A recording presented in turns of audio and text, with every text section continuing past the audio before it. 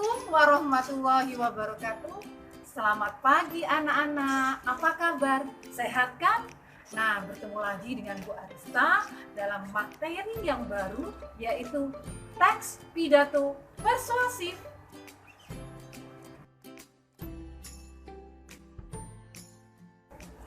Sebelum kalian memulai materi hari ini, jangan lupa berdoa dulu, isi link absen yang telah Ibu sediakan.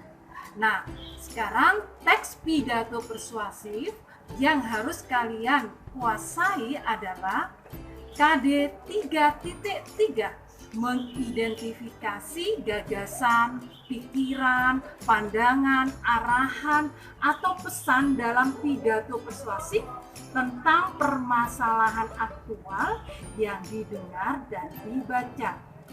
Nah, awal pembelajaran ini, sebelum kita lanjut pada teori-teori yang akan Bu Arista sampaikan, kita dengarkan dulu pidato dari pahlawan kita, yaitu Bung Tomo.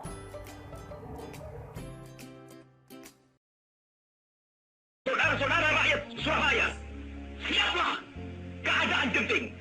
Tetapi saya peringatkan sekali lagi, jangan mulai menembak. Baru kalau kita ditembak, maka kita akan ganti menyerang mereka itu. Kita tunjukkan bahwa kita ini adalah benar-benar orang yang ingin merdeka. Dan untuk kita, saudara-saudara, lebih baik kita hancur lebur daripada tidak merdeka. Sebelum kita tetap merdeka atau mati. Dan kita yakin, saudara-saudara, pada akhirnya pastilah kemenangan akan jatuh ke tangan kita. Sebab Allah selalu berada di pihak yang benar. Percayalah, saudara-saudara, Tuhan akan melindungi kita sekalian. Allahu Akbar, Allahu Akbar, Allahu Akbar. Merdeka! Anak-anak sudah dengar kan tadi pidato dari Bung Tomo yang berkobar-kobar? Itulah salah satu contoh pidato persuasif. Apa persuasif? Persuasif adalah membujuk, mengajak pendengar atau pembacanya mengikuti apa arahan dari oratornya atau yang berpidato. Nah, sekarang kita lihat ke slide ini. Pidato persuasif adalah seni mengungkapkan pendapat secara jelas dan logis, harus masuk akal. Kemudian pidato persuasif bertujuan untuk meyakinkan audiens untuk melakukan sesuatu. Anak-anak, ketika kalian di kelas 8, kalian telah mendapatkan materi tentang teks eksposisi. Nah, pidato persuasif ini merupakan bagian dari teks eksposisi. Kenapa? Karena teks eksposisi digunakan untuk meyakinkan pembaca atau pendengar dengan menyajikan argumen dari satu sudut pandang. Nah, salah satu bentuk komunikasi untuk meyakinkan orang adalah dengan pidato persuasif.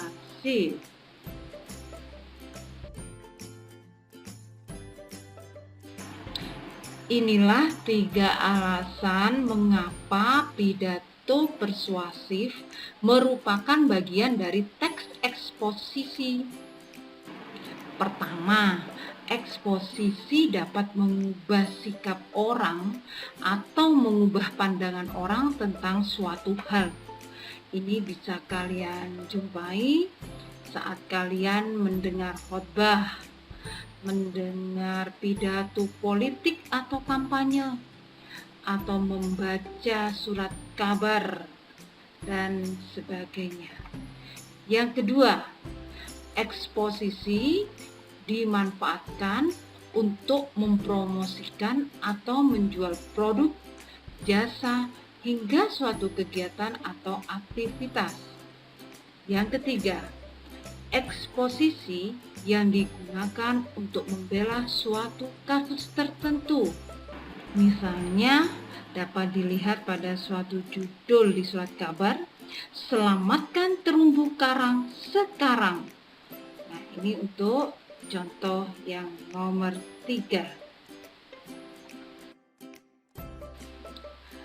agar isi pidato yang akan disampaikan dapat mempengaruhi atau meyakinkan audiensi atau pembaca dan pendengar, maka ada beberapa pendekatan yang bisa dilakukan. Pertama, pendekatan etika. Ini berkaitan dengan adab sopan santun yang berlaku di masyarakat. Berarti pada bagian ini menyentuh pendengar lewat nilai-nilai moral dan kebenaran yang harus ditegakkan. Nomor 2, pendekatan emosi. Emosi berarti kesatuan perasaan yang terjadi antara orator yang berpidato dan audiensi, pendengar atau pembaca.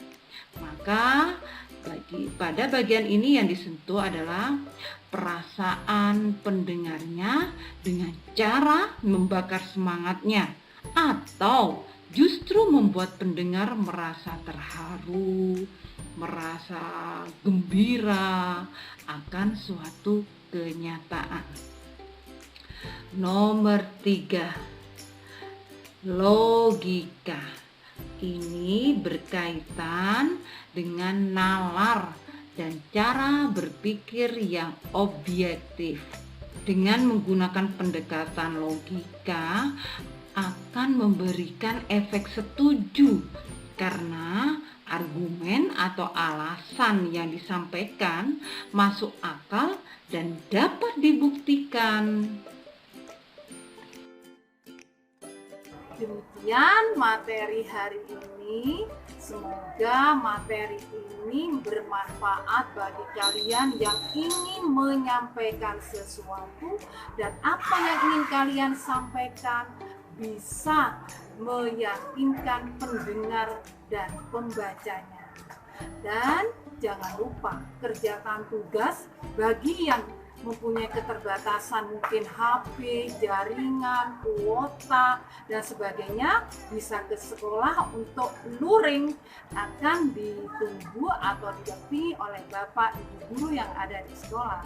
Tetap patuhi protokol kesehatan, mencuci tangan, kemudian pakai masker, dan jaga jarak.